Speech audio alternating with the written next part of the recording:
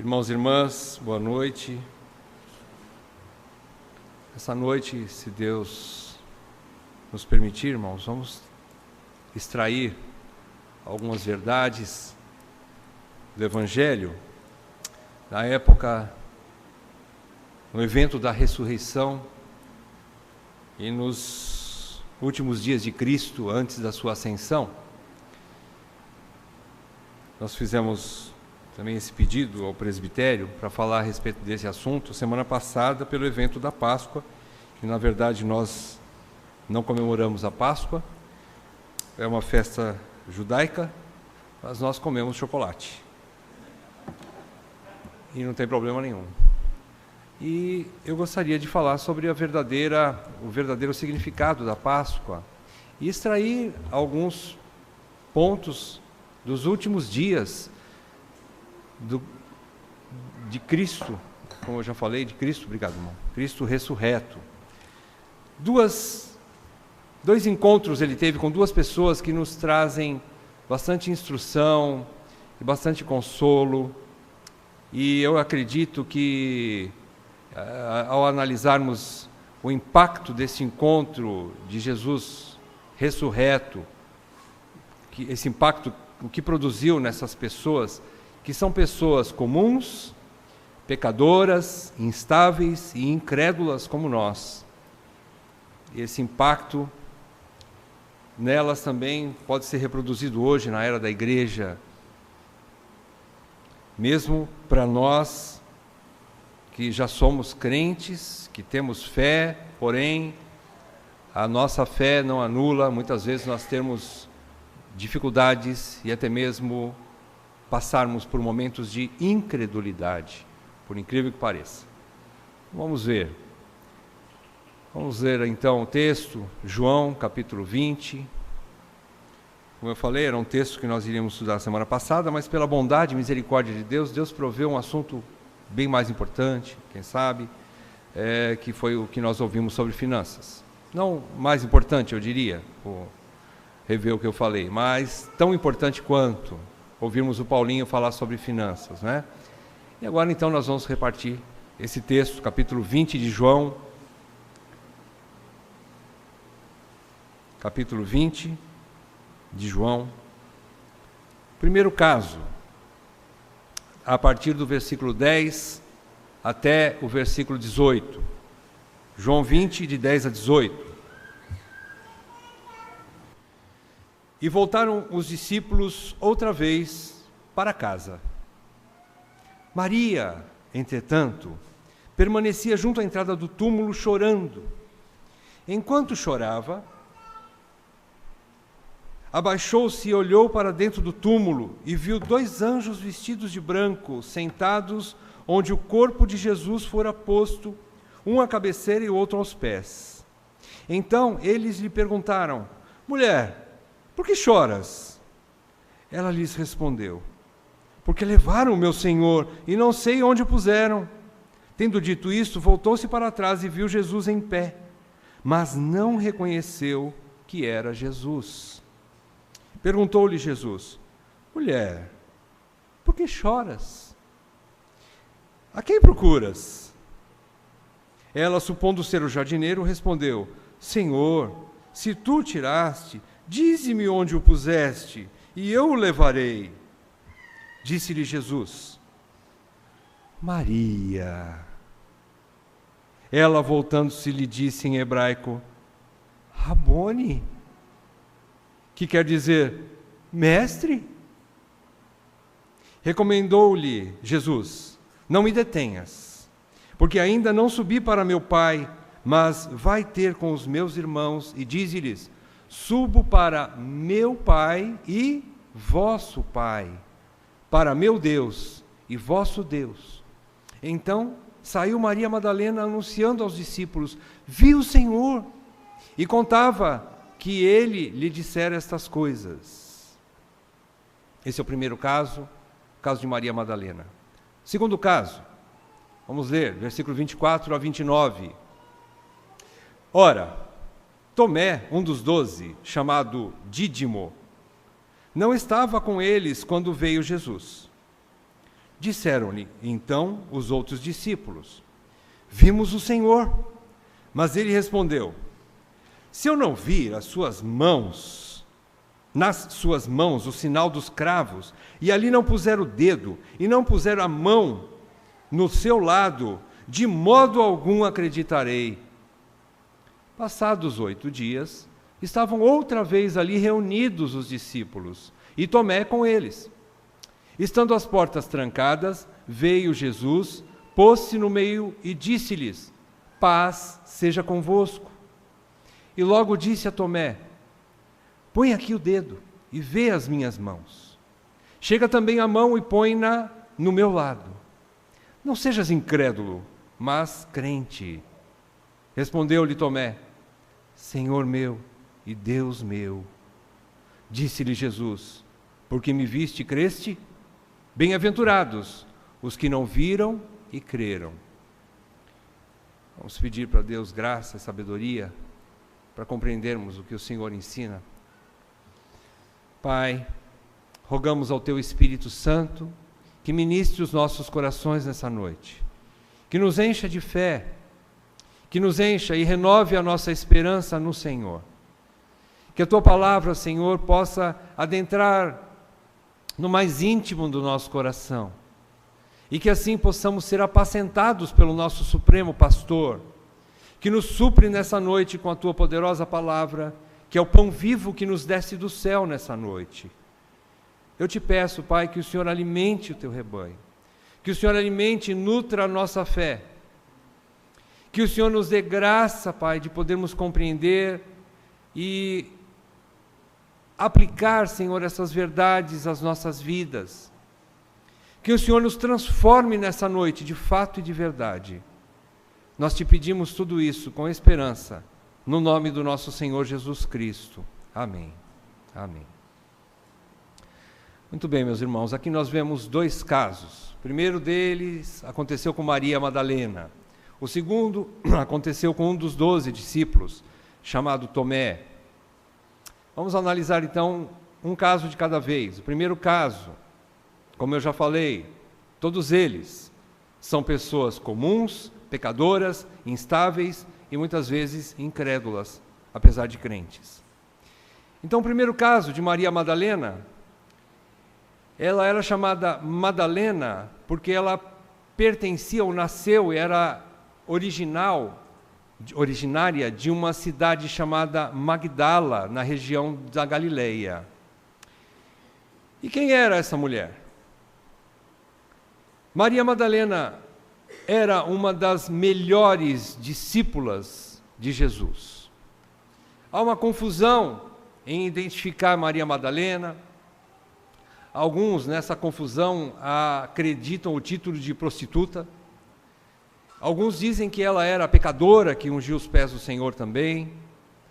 E, enfim, há uma certa confusão entre qual Maria é qual. Muitas Marias ali existiam naquela época, né? E dentre elas uma outra Maria chamada Maria de Betânia, que provavelmente foi a Maria, irmã de Marta e de Lázaro, e que ungiu os pés do Senhor. Outra Maria é essa Maria Madalena, mas ela provavelmente não estava presente e não foi nenhuma das unções do Senhor foi feita por Maria Madalena. E ela também, não temos prova que ela era prostituta, ou a mulher imoral, que é relatada numa das mulheres que fez o ato da unção também ao Senhor, chorando aos pés do Senhor, enxugando os pés do Senhor com seus cabelos, ungindo, encharcando de lágrimas, secando com seus cabelos, ungindo os pés do Senhor com bálsamo, e ele então lhe declara o perdão e a fé salvadora que ela recebeu. Não era essa Maria Madalena. Maria Madalena, irmãos, o primeiro relato, iniciando a sequência da caminhada de Jesus nessa terra, nós encontramos no capítulo 8 de Lucas, nos versículos 2 e 3, Maria Madalena é mencionada com um grupo de mulheres, dentre elas outras Marias também, que eram mulheres que serviam ao Senhor com os seus bens. Maria Madalena era uma delas.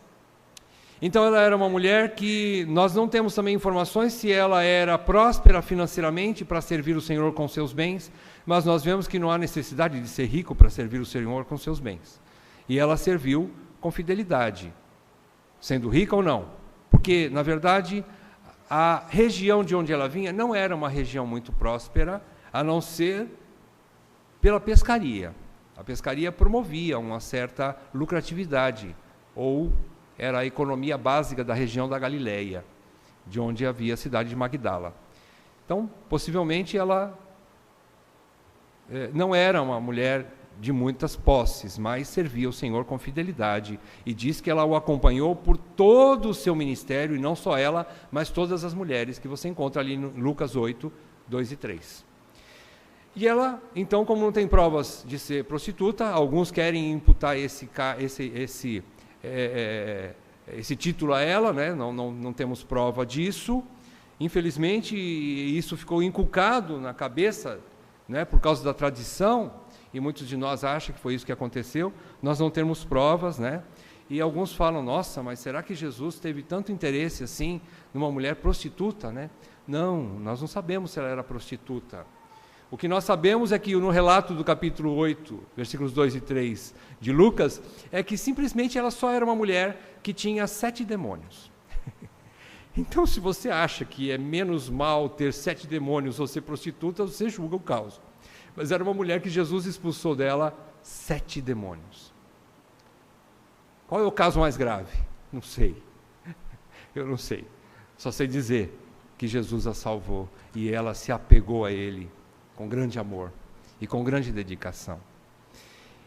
Maria Madalena também era a mulher que acompanhou de longe, além de ela ter acompanhado toda a trajetória, servindo o Senhor, suprindo o Senhor junto com as outras mulheres, com seus bens.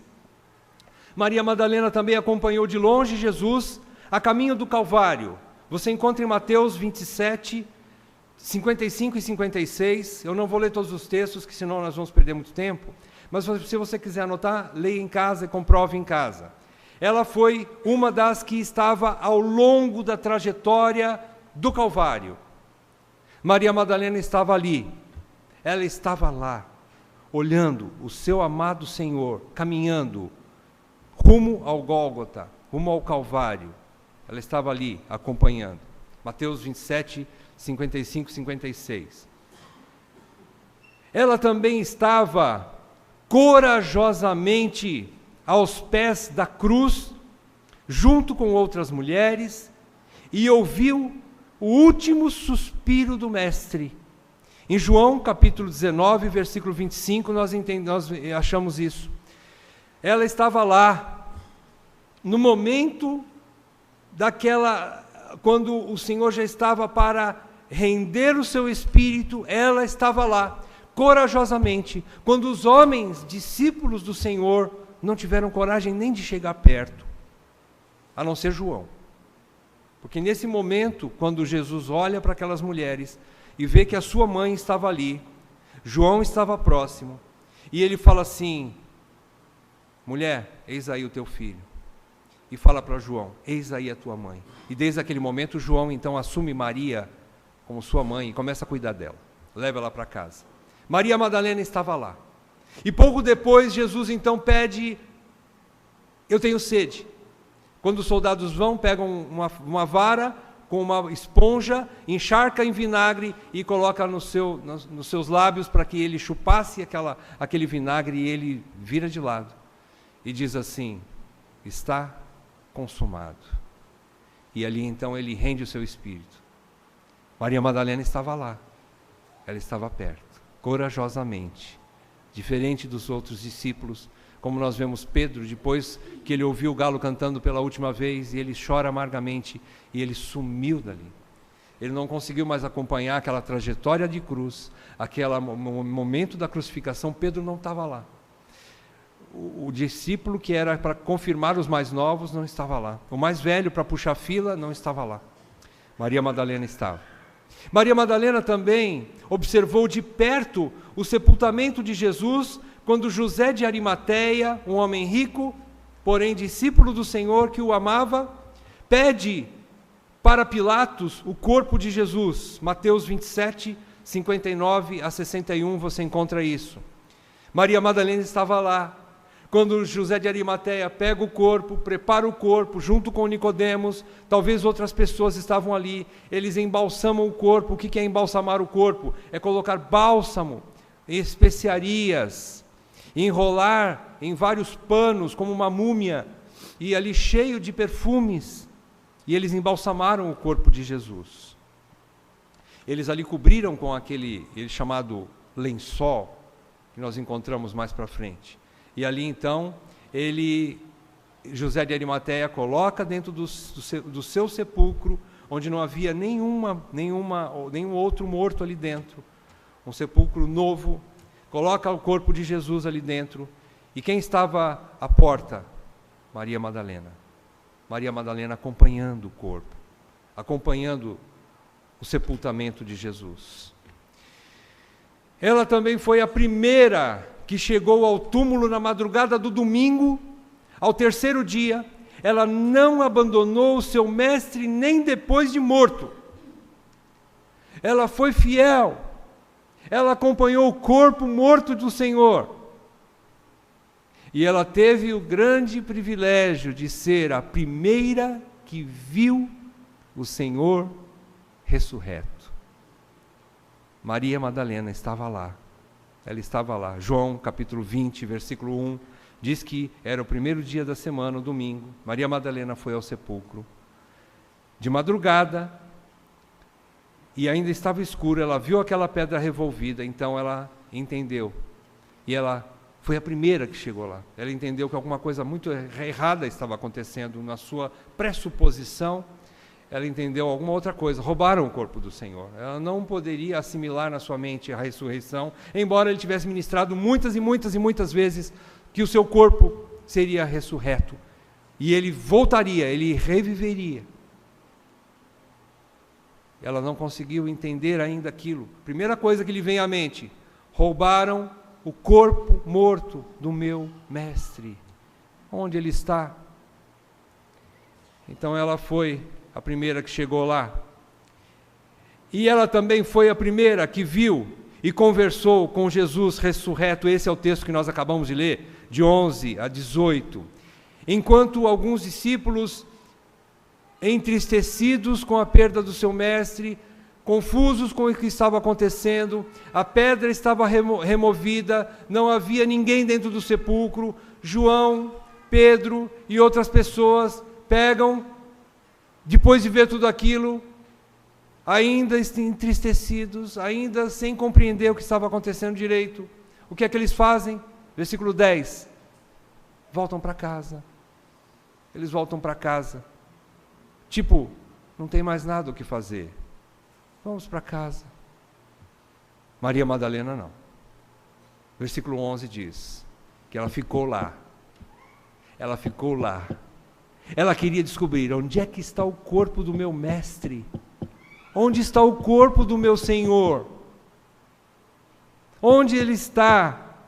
E diz que ela chorava, e chorava muito, por um morto.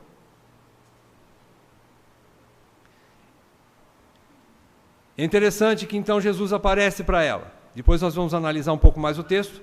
Mas existe ainda um outro texto, que dizem os grandes estudiosos que ela estava lá também.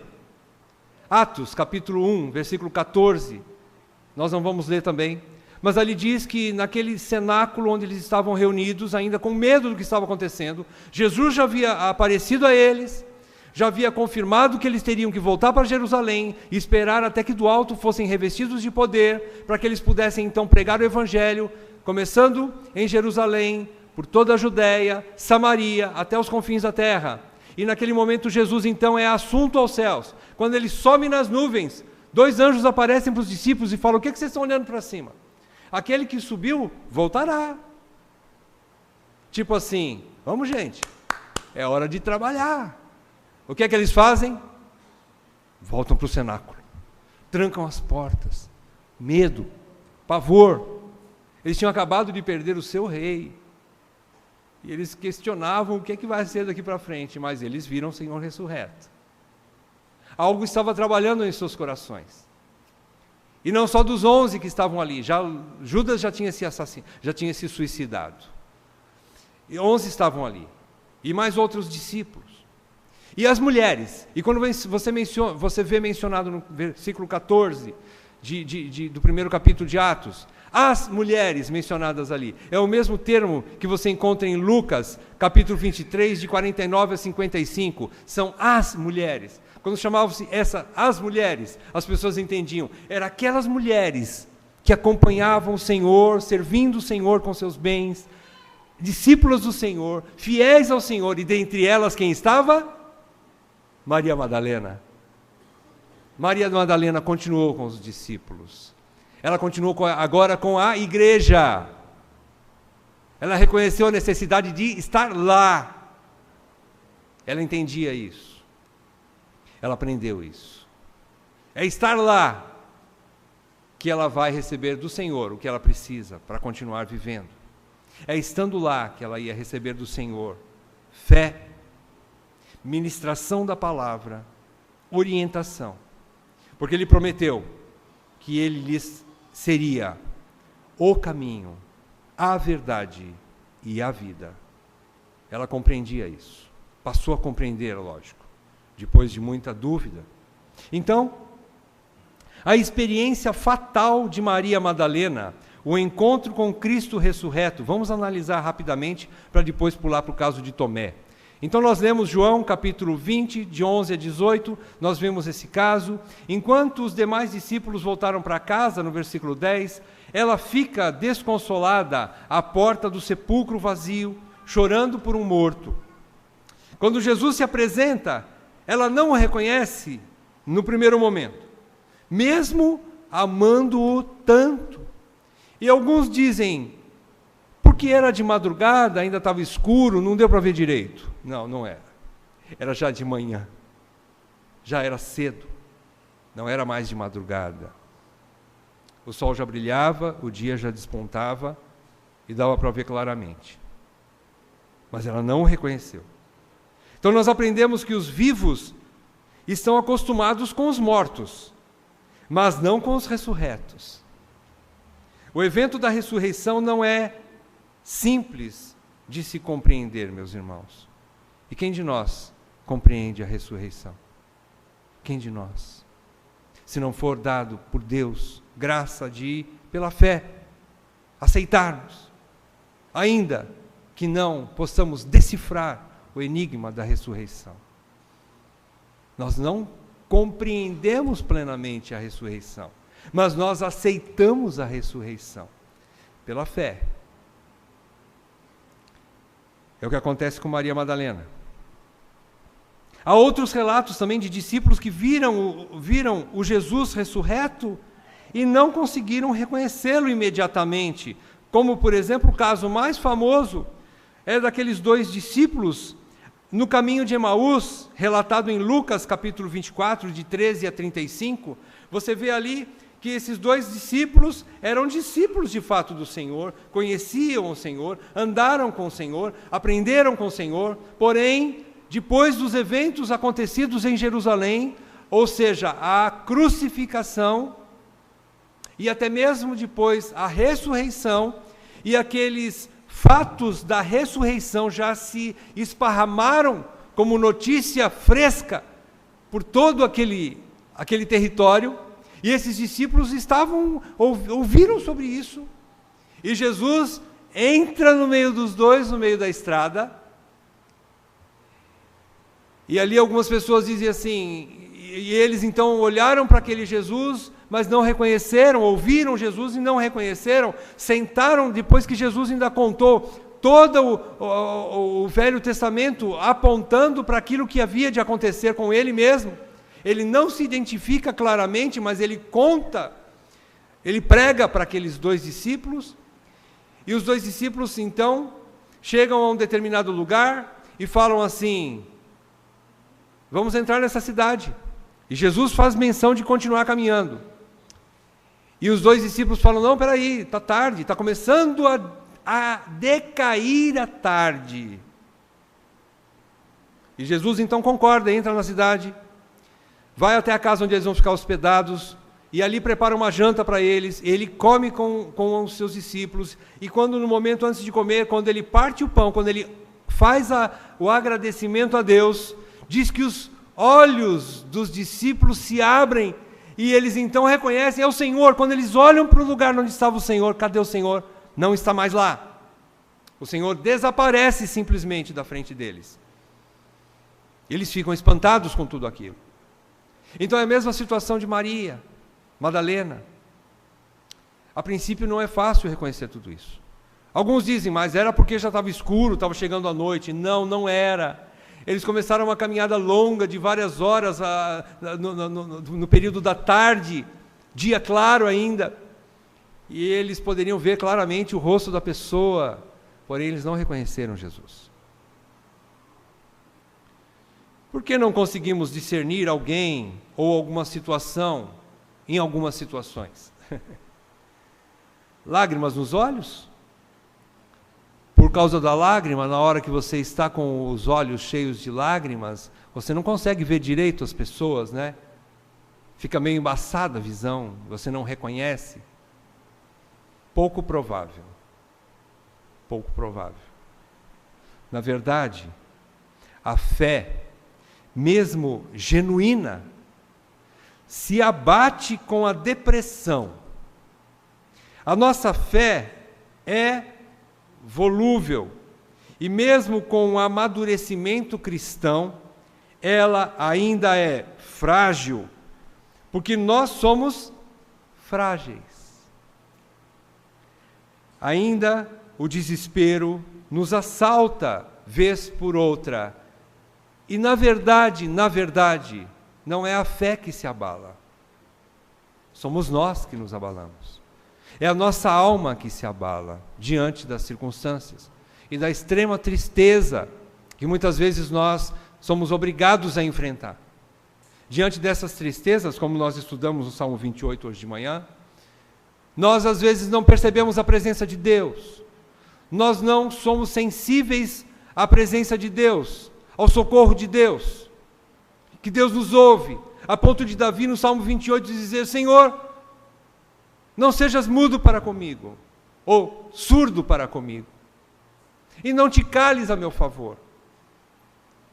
Irmãos, nós entendemos com isso que as dores do coração, no sofrimento intenso, nos fazem não ter discernimento das circunstâncias, fazem-nos perder o discernimento melhor, diante das situações. É o que acontece com Maria Madalena. Vamos avançar um pouco mais no caso de Tomé e depois vamos tentar juntar os dois e fazer uma conclusão. Segundo caso, de Tomé. Tomé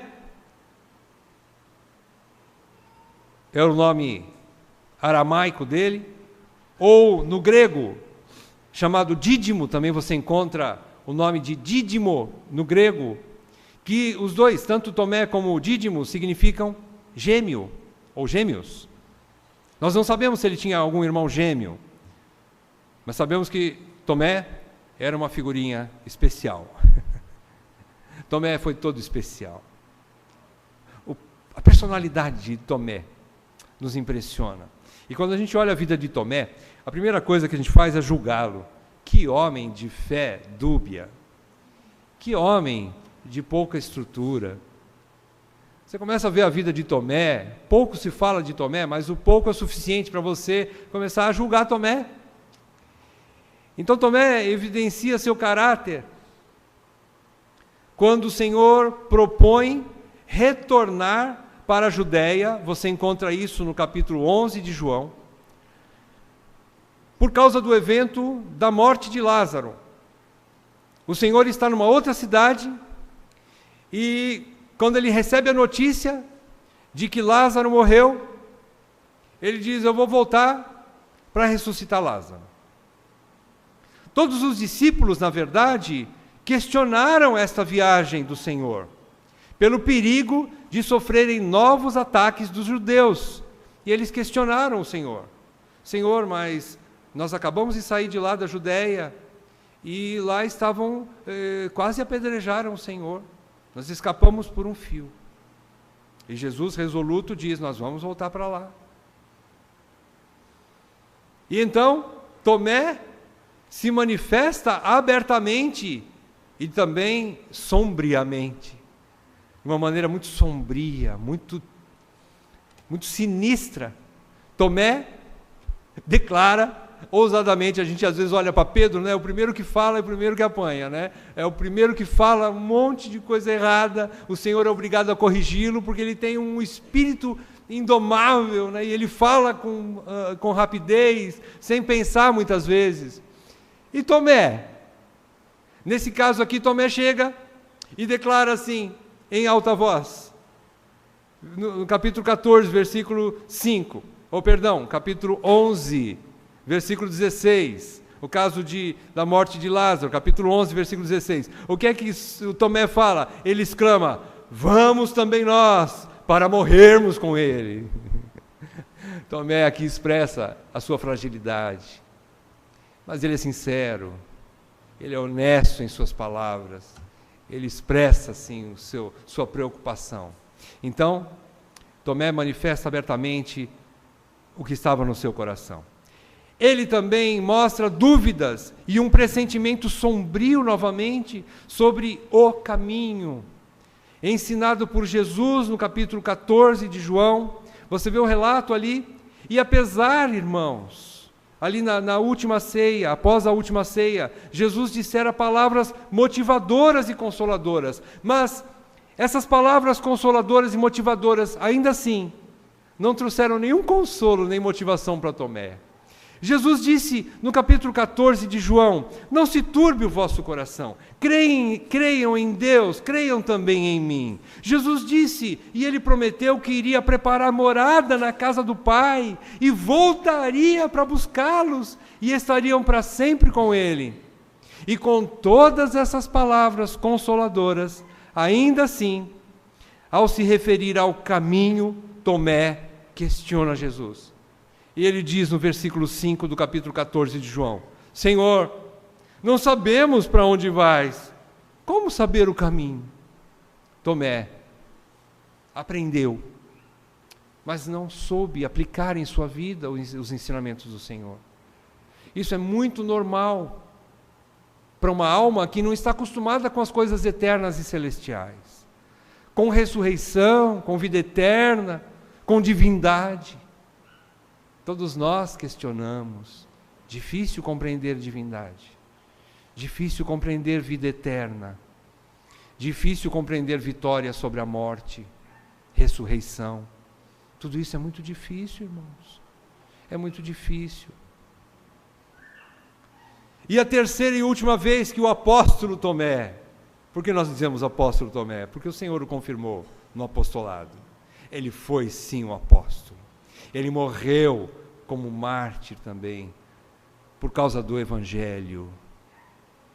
E Tomé, então, a terceira e última vez, que demonstra sua desconfiança, foi quando os outros discípulos lhe declaram ter visto o Senhor, e ele reage obstinadamente, afirmando que não acreditava no que eles diziam. A passagem que nós acabamos de ler, João capítulo 20, do versículo 24 até 29, quando os discípulos chegam para ele e falam: nós vimos o Senhor. Mas ele não estava naquela primeira visita do Senhor ressurreto. Tomé não estava ali dentro daquela sala. E ele então não acredita. Ele desconfia. Ele reage, afirmando que não acreditava no que eles diziam. Nós deduzimos, entretanto, que ele viu com seus próprios olhos, talvez distante, o Senhor ser pregado na cruz, como também ele viu o Senhor ser traspassado no lado por uma lança, porque ele menciona no versículo 25, ele diz: se eu não vir nas suas mãos o sinal dos cravos, e ali não puser o dedo, e não puser a mão no seu lado, de modo algum acreditarei. Então Tomé viu o Senhor ser crucificado. Talvez de longe, mas ele viu. Ele acreditava na crucificação e, consequentemente, na morte do Senhor. Ele acreditava nisso. Mas faltava-lhe ainda combustível para ele crer na ressurreição. Como também os outros que voltaram para casa, que o Senhor lhes deu nova chance e uma confirmação de vê-los cara a cara, quando ele entrou na sala sem abrir as portas. Você vê isso do versículo 19 ao versículo 23, quando Jesus se apresenta primeiro aos outros discípulos. Tomé não estava lá. O que é que acontece? Acontece um encontro decisivo de Tomé com Jesus. O amor do Senhor pelos duvidosos é aqui o que nós aprendemos. Quando o Senhor volta, versículo 26, diz que novamente, depois de uma semana ou 8 dias, eles estavam outra vez ali reunidos, todos os discípulos, e Tomé com eles. E estavam as portas fechadas ou trancadas. Veio Jesus e pôs-se no meio deles, e disse-lhes: paz seja convosco. Mas a primeira pessoa a quem Jesus se dirige é Tomé. Jesus chega até Tomé e diz-lhe: põe aqui o dedo, põe aqui, ou melhor, o dedo, e vê as minhas mãos. Chega também a mão e põe-na no meu lado. E Jesus então dá a paulada final: não sejas incrédulo, mas crente.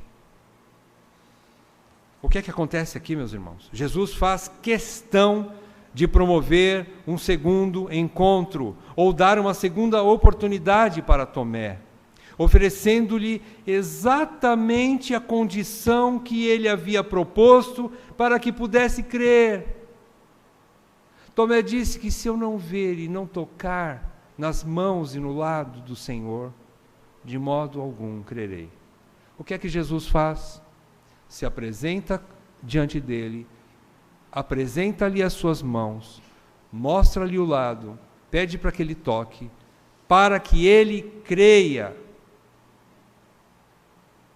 Não era apenas tocar nas feridas, mas saber que o seu Senhor amado estava, de fato, vivo.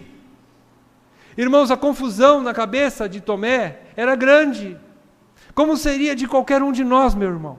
Não pense que você ou eu, se estivéssemos lá, não ficaríamos também confusos, não ficaríamos atônitos a toda aquela situação, perdidos.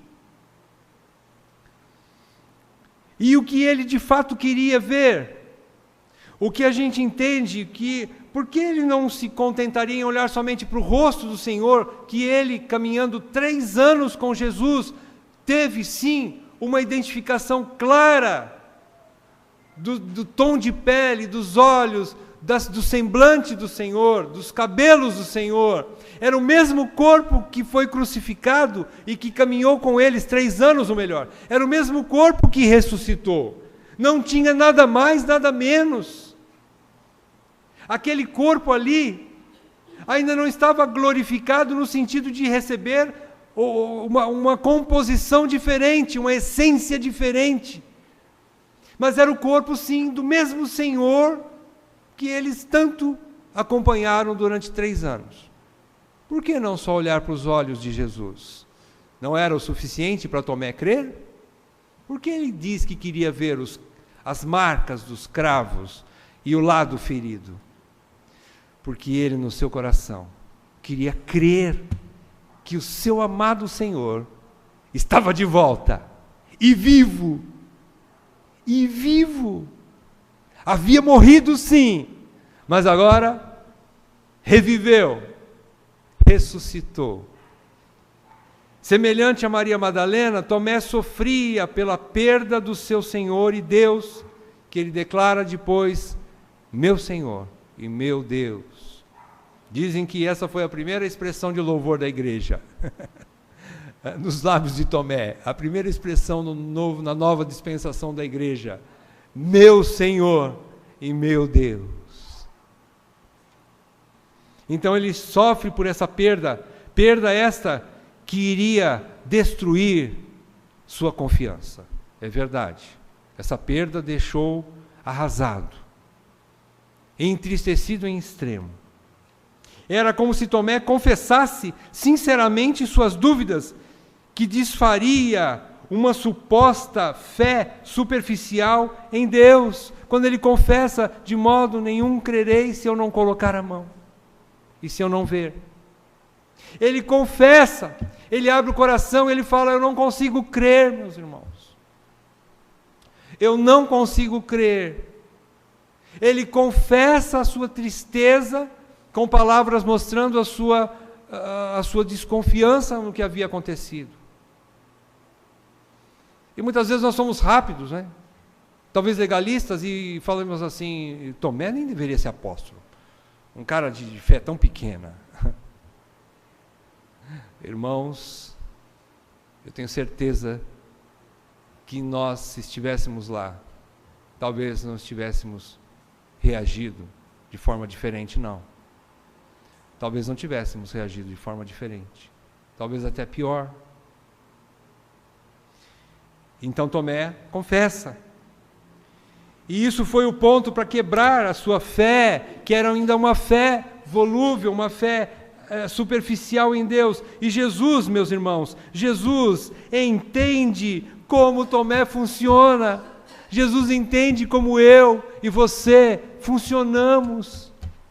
Jesus entende que nós funcionamos assim, nós somos pó, nós somos instáveis, nós somos volúveis, nossa fé ora está lá em cima, ora está lá embaixo. Nossa alma não é constante. Os sofrimentos nos abalam, tiram a nossa visão. Nós deixamos de enxergar Deus muitas vezes, no meio das circunstâncias. A tristeza, irmãos, nos assalta. Ela leva a uma tristeza tão profunda que a sensibilidade a Deus se desvanece. Ela se perde. Mas Jesus entende isso, por isso ele volta lá para falar com Tomé. E ao agir em favor de Tomé, Jesus desperta-lhe a fé que vence o seu caráter dúbio, que apoiava-se em seus próprios pressentimentos ou pressuposições. E Jesus então oferece-lhe o caminho, para quem, como Tomé, estava sem direção nenhuma. Eles não sabiam o que fazer da vida, os discípulos. E Jesus então aparece para eles, e aquela aparição e aquela confirmação da fé: o meu Senhor vive, o meu Redentor vive. E então ele tem a visão: realmente, agora eu tenho um caminho. Antes eu não conhecia. Quando o Senhor disse que ia preparar a morada e eles estariam com ele, Tomé disse: Senhor, mas como iremos nós prosseguir os teus passos se nós não sabemos para onde o Senhor vai? Como saber o caminho? Agora ele sabia. Jesus abre os seus olhos. Para quem estava sem direção, agora Tomé tem um caminho. Para quem estava nas trevas das dúvidas, agora ele tem a verdade, que funciona como luz no meio das trevas da alma. E para quem estava com medo da morte eterna, agora ele sabe que existe vida e vida eterna, porque o seu Senhor vive. Então ele crê. Então Tomé é transformado. O que a gente tira para nós de tudo isso, irmãos? O que nós levamos para casa quando analisamos esses casos? Difícil. Quando se trata de ressurreição, quando se trata de vida eterna, quando se trata de um homem Deus que venceu a morte, difícil a gente extrair coisas bastante ou aplicáveis para nós nesses dias. Mas uma coisa a gente pode extrair desses dois modelos aqui, Maria Madalena e Tomé. Há uma coisa que eles fizeram e que vocês estão fazendo nessa noite. Eles estavam lá. Apesar de suas dúvidas, apesar de seus temores, apesar da luta que eles enfrentam. Maria Madalena não queria abandonar o corpo do seu mestre. Ela estava lá. Tomé, incrédulo, questionado pelos seus companheiros de ministério. Na segunda vez que eles se reuniram, Tomé estava lá, duvidoso, temeroso, incrédulo. Mas alguma coisa no coração dele dizia: vai lá e ouça e veja. É lá o teu lugar, Tomé. Vocês estão no lugar certo, meus irmãos. Nós estamos aqui cheios de dores, de dúvidas, de lutas. Nós estamos até muito ressentidos com situações que estão acontecendo conosco. Mas vocês estão lá, como Maria Madalena, como Tomé. O que a gente então conclui? Meus irmãos, a igreja se reúne em torno da fé em Jesus Cristo. Nós nos reunimos aqui, apesar de tantas dúvidas e de tão pequena fé que eu e você temos. Nós estamos aqui. Quem te trouxe aqui? É fácil a gente dizer: o Senhor nos traz, é verdade, em última análise o Senhor nos dá graça, Ele nos atrai para Ele. Mas quem botou o pé na rua e falou assim: eu não vou para nenhum outro lugar a não ser para a igreja? Quem decidiu isso, irmãos?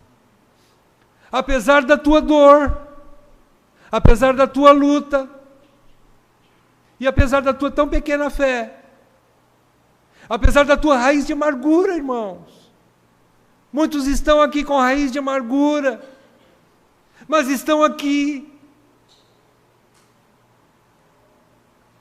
Muitos estão sofrendo perdas, ou quase perdas, e não sabem o caminho. E só lhes restava um caminho: vim para cá nessa noite. Só tinha um caminho para muitos de vocês. Para quem iremos nós? Só tu tens as palavras da vida eterna. Para onde eu vou? Para onde você vai? Em segundo lugar, nós nos reunimos aqui porque todas as vezes que alguém prega a palavra, nós ouvimos algo de um outro reino, que não é este aqui. O Evangelho anuncia outro reino que é eterno, e isso, meus irmãos, nos produz uma viva esperança. Só aqui nós ouvimos palavras de um reino que não é daqui. Nós ouvimos coisas gloriosas demais, que nós não entendemos, mas nós acreditamos que mesmo que as coisas não deem certo ainda daqui para frente, e todos os nossos castelos e projetos se dissolvam por causa desse mundo tenebroso que é contrário a todos nós, ainda assim, nós estamos aqui porque cremos que o Senhor está nos preparando lugar, que existe vida além da morte, e que mesmo que eu vá para a sepultura, com todos os fracassos que eu tenho na minha vida, existe uma vitória, porque o meu Senhor venceu a morte, e eu estarei com Ele, e você também. Em terceiro lugar, Jesus não quer ser reconhecido e adorado porque venceu Satanás e a morte. Não, meu irmão.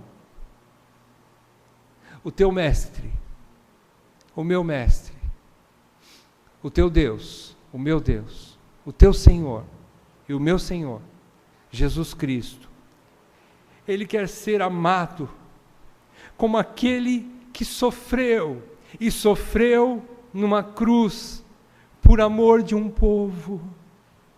Ele quer ser reconhecido e amado porque Ele nos amou primeiro.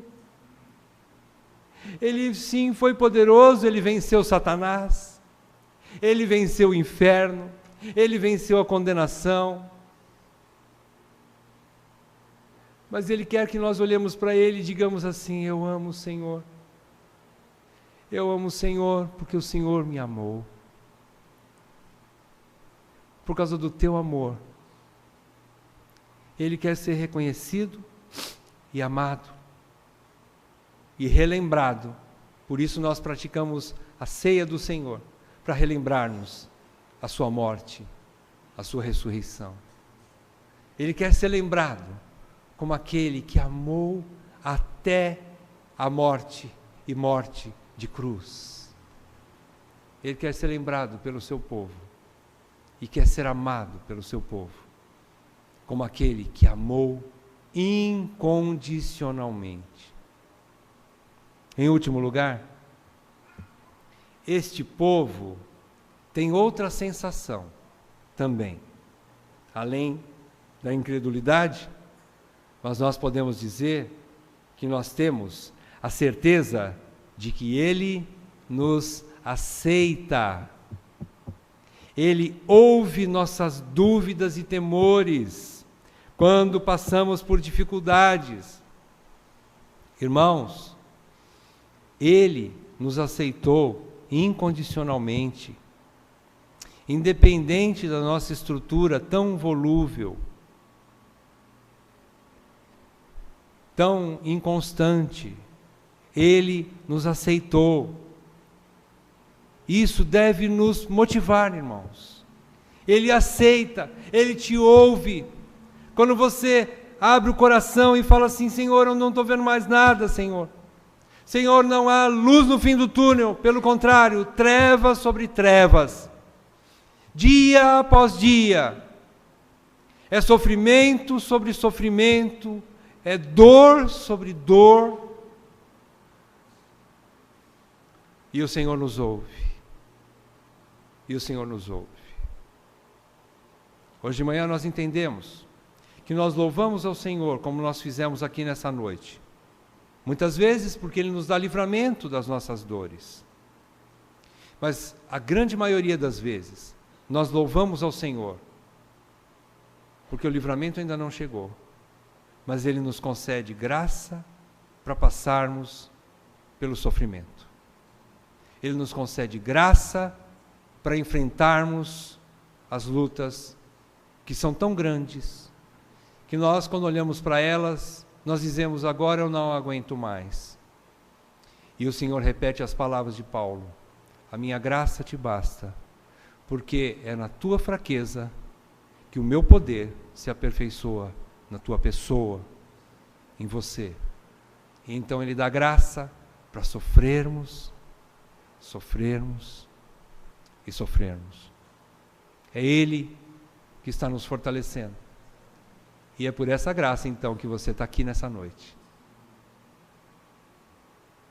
Eu só gostaria, então, de finalizar com algumas considerações finais, só para dizer para os irmãos, porque a gente precisa também acreditar que é o Senhor que apacenta o seu rebanho. Mas eu quero dizer também para os irmãos que se você está procurando uma igreja com pessoas que nunca falham, que nunca se irritam, que nunca mentem, que nunca se acovardam, que nunca duvidam de Deus, que não precisam de disciplina porque nunca pecam. Se você está procurando esse lugar, saiba que aqui não é esse lugar. Não é. Não é esse lugar. Mas se você, apesar de tudo isso, resolve ficar e se manter unido com estes que estão aqui nessa noite e outros, pelos laços da graça, do perdão e do amor incondicional, reconhecendo que você é igual a estes, então, seja bem-vindo. Este é o lugar. Saiba que este é o clube que o Senhor chama de meu pequenino rebanho, que o Pai se agradou em dar-lhes o seu reino. Esse é o pequeno rebanho. Talvez o rebanho do Senhor, de uma extremidade à outra da terra, não seja tão pequeno em número. Mas ele é pequeno porque ele é frágil. Somos ovelhas. Somos inconstantes. Somos débeis. Irmãos, este pequeno rebanho é fraquinho, mas ele é herdeiro de um reino que nós nem imaginamos o tamanho dele e a riqueza dele. Vamos fazer uma oração? Senhor, nós te louvamos pela tua palavra consoladora e rogamos, Pai, tu que és o nosso pastor, apacenta o teu povo, Senhor. Senhor, exalta o teu povo, Senhor. Senhor, levanta o teu povo. Leva, Senhor, o teu rebanho a pastos verdejantes, a águas de descanso. Guia-os pelas veredas direitas da justiça, por amor do teu nome. E ainda que os teus cordeiros e ovelhas atravessem pelos vales da sombra da morte, que eles possam receber consolo para não temer mal algum, crendo que tu estás com eles. Senhor, consola o teu rebanho, Pai. Senhor, acrescenta-nos fé. Fortaleça a nossa fé, tão pequena, Senhor. Levanta nossos joelhos trôpegos e ajuda-nos a fazer veredas direitas, para que os que vêm atrás não caiam. Ajuda o teu povo, Senhor. Senhor, salva o teu povo, Pai. Nós te pedimos tudo isso com esperança, com gratidão, no nome santo do nosso Senhor Jesus Cristo. Amém. Amém.